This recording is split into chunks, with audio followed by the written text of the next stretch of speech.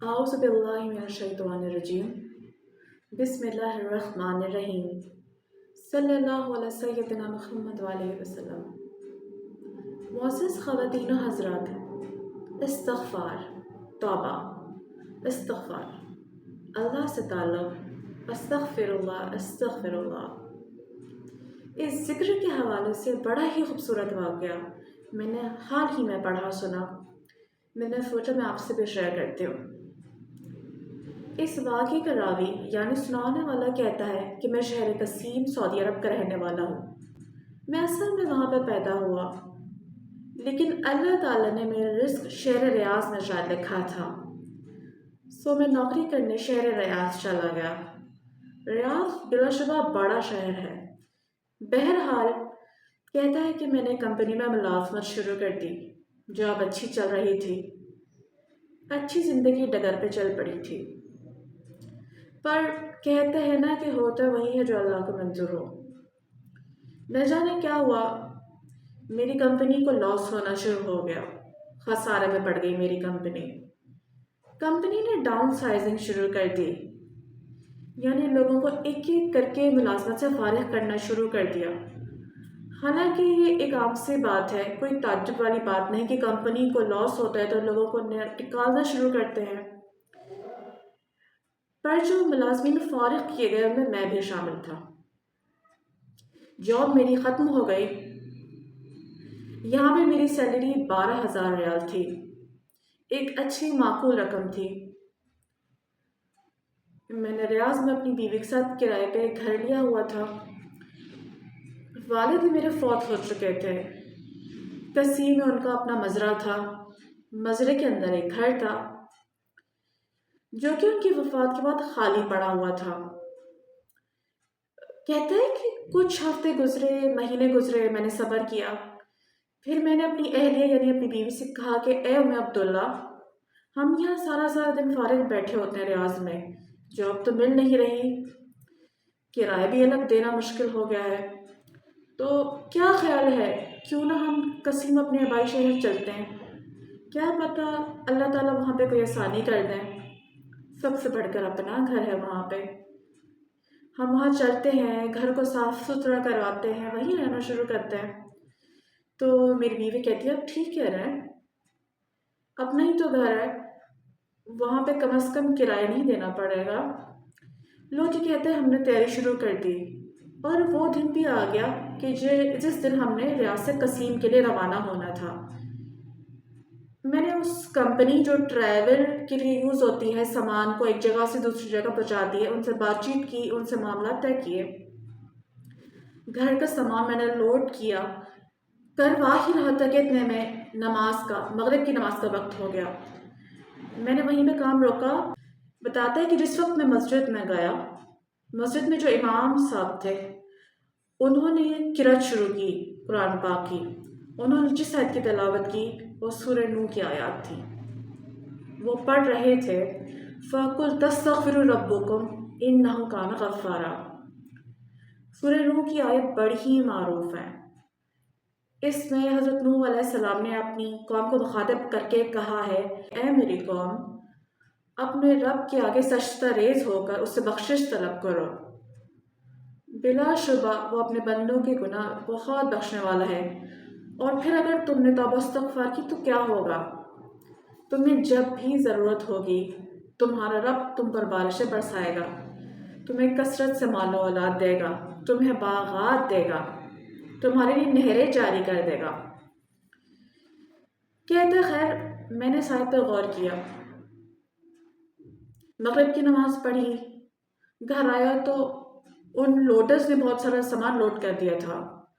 میرا کچھ سامان میرے دوست کے گھر پہ بھی تھا، وہاں سے پک کرتے ہوئے مجھے ریاض جانا تھا۔ میں نے اپنی گاڑی لی، بیوی کو ساتھ بٹھایا، اس کے گھر گیا اور سامان رکھنے لگا، تو اس درمیان عشاء کا وقت ہو گیا۔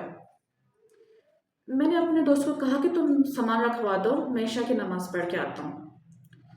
لیجیے کہتے ہیں کہ جس وقت میں مسجد میں گیا اس کی، تو سبحان اللہ حیرت انگیز طور پر امام صاحب نے جو قرأت شروع کی اس کے اندر بھی سورہ نوح کی وہی آیت پڑھائیں، قرأت کری جو میں نے مغرب کے وقت سنی تھی۔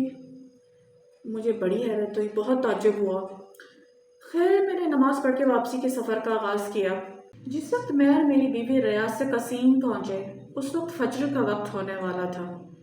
میں نے جلدی جلدی ٹرک سے آف لوڈنگ کروائی، اپنی گاڑی سے بھی سامان اتروایا، اپنی بیوی کو کہا کہ تم بھی گھر پہ نماز پڑھ لو، فجر کا وقت ہونے والا ہے، میں سونے نہیں چاہتا، نہیں تو فجر قضا ہو جائے گی۔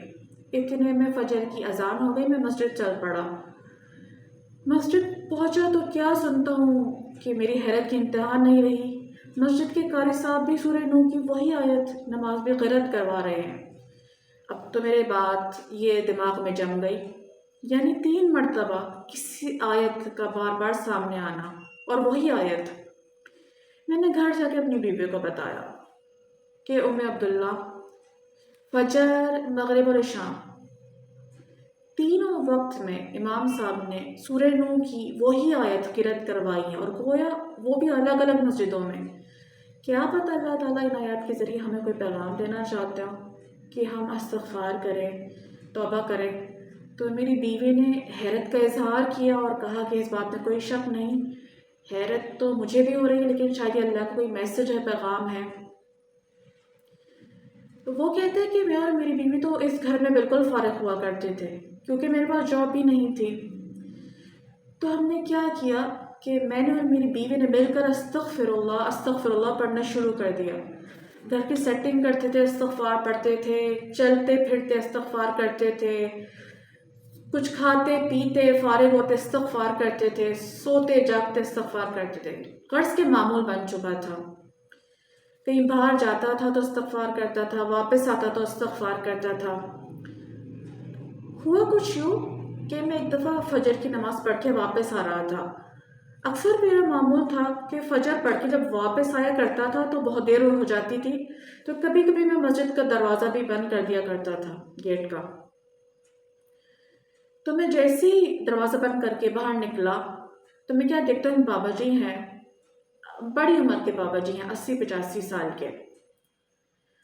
وہ ایک الیکٹرک ویل چیئر پہ بیٹھے ہیں، وہ کوشش کر رہے ہیں اس کو چلانے کی، لیکن وہ نہیں آگے موو کر رہی تھی۔ میں ان کے پاس گیا تو رستے میں ہی بیٹھے تھے، تو میں نے ان سے پوچھا، بابا جی کیا ہوا، خیریت؟ تو کہتے ہیں، بیٹا یہ میری الیکٹرک کی ویل چیئر ہے، یہ چل نہیں رہی، شاید کوئی مسئلہ ہو گیا۔ تو میں نے انہیں کہا کہ بابا جی کوئی مسئلہ نہیں، میں چیک کروا دیتا ہوں، آپ مجھے بتا دیں کہ آپ کو پہنچانا کہاں ہے، میں پل کر کے پہنچا دوں گا آپ کو۔ تو انہوں نے کہا نہیں بیٹا، پریشان ہونے کی ضرورت نہیں ہے، میرا گھر نزدیک ہی ہے، مجھے میرے گھر تک چھوڑ دو، میں اسے خود ہی صحیح کروا لوں گا۔ تو میں نے انہیں انسسٹ کیا کہ بابا جی نہیں، میں صحیح کروا دوں گا۔ خیر میں نے ان کو ویل چیئر پل کرتے ہوئے ان کے گھر تک چھوڑا ان کو۔ ان کا گھر انتہائی عالی شان تھا، بہت ہی خوبصورت گھر تھا۔ میں نے بابا جی کو ان کے گھر پہ چھوڑ دیا اور ان کی ویل چیئر لے کر وہ جس جگہ پہ، جس کمپنی میں وہ صحیح ہوتی تھی، وہ معلوم کر کے وہاں پہ ٹھیک کرانے وہاں پہ پہنچا تو پتہ لگا کہ کوئی الیکٹرک فیوز تھا اس کا، وہ کوئی خراب ہو چکا ہے، وہ ٹھیک کرایا، واپس ویل چیئر ان کو دینے گیا۔ انہوں نے کہا بیٹے بات سنو، جب تک تم کہوا وغیرہ نہیں پیو گے میں جانے نہیں دوں گا۔ میں اندر گیا، میں نے دیکھا اندر قیمتی گاڑیاں کھڑی تھیں۔ لو جی، انہوں نے اپنے ملازم کو حکم دیا کہ چائے لے کے آؤ، قہوہ لے کے آؤ، لوازمات لے کے آئے، کھجوریں وغیرہ تھی۔ تو انہوں نے مجھ سے پوچھا کہ بیٹا تم کہاں سے آئے ہو، کدھر رہتے ہو؟ تو میں نے ان سے کہا کہ اصل میں ادھر ہی پیدا ہوا تھا، میرے والد کا مزرعہ یہاں پہ، لیکن ریاض میں نوکری کرتا تھا، وہاں پہ جاب ختم ہو گئی تو میں یہاں پر آ گیا۔ تو انہوں نے مجھ سے پوچھا کہ تمہارے پاس کوئی جاب نہیں؟ میں نے کہا نہیں، اللہ بہتر وسیلہ پیدا کرے گا۔ تو ہم یہ بات چیت ہی کر رہے تھے، اتنے میں اٹھنے لگا، میں نے ان سے اجازت چاہی تو وہ بابا جی اندر گئے۔ انہوں نے ایک لفافہ مجھ کو پیش کیا اور اس لفافے کے اندر 10,000 ریال تھے۔ لو جی، اب میں اور زیادہ اہتمام کرنے لگا، آتے جاتے ان بابا جی کے ساتھ اٹھتے بیٹھتے، ان کے ساتھ گپ شپ لگاتا۔ ان کے اور میرے گھر میں نزدیک ہی تھی، زیادہ دوری نہیں تھی۔ چند دن گزرے تو ایک دن اننون نمبر سے کال آئی میرے پاس۔ میں نے جب کال پک کی تو ایک شخص بول رہا تھا، اس نے کہا کہ میں فلاں بن فلاں ہوں۔ پتہ چلا تو جو یہ بوڑھا تھا یہ اس کا بیٹا تھا۔ اس نے کہا بات یہ ہے کہ ہمارا بابا جو ہے، ہمارا والد جو ہے، وہ تم سے اتنا راضی ہے، اتنا خوش ہے۔ صورتحال یہ ہے کہ ہم نے اپنے والد کے لیے بہت سارے ڈرائیور رکھے لیکن پتہ نہیں کوئی ٹکتا ہی نہیں ہے۔ پتہ نہیں ہمارے بابا جی کی شاید کوئی عادت ایسی ہے۔ آپ کو پتہ ہے نا کہ جس وقت آدمی بوڑھا ہو جاتا ہے تو اس کا ایک پرٹیکولر مائنڈ سیٹ ہو جاتا ہے۔ تو اس نے کہا کہ میرے والد تم سے بہت خوش ہیں، اتنی تعریف کرتے ہیں، اتنی تعریف کرتے ہیں، میری تم سے ایک ریکویسٹ ہے۔ تو میں نے کہا جی بتائیں۔ اس نے کہا کہ تم ایسا کرو، میرے والد کے ساتھ رہو، ان کے پاس ہی رہا کرو، ان کی خدمت کرو، ان کے دوست بن جاؤ۔ اور پھر اس نے ساتھ ہی سوال کیا کہ یہ بتاؤ تم ریاض میں جس کمپنی میں کام کرتے تھے تمہاری کتنی تنخواہ تھی؟ میں نے کہا 12,000 ریال تھی۔ اس نے کہا میں 12 کی بجائے تمہیں 15,000 ریال دوں گا۔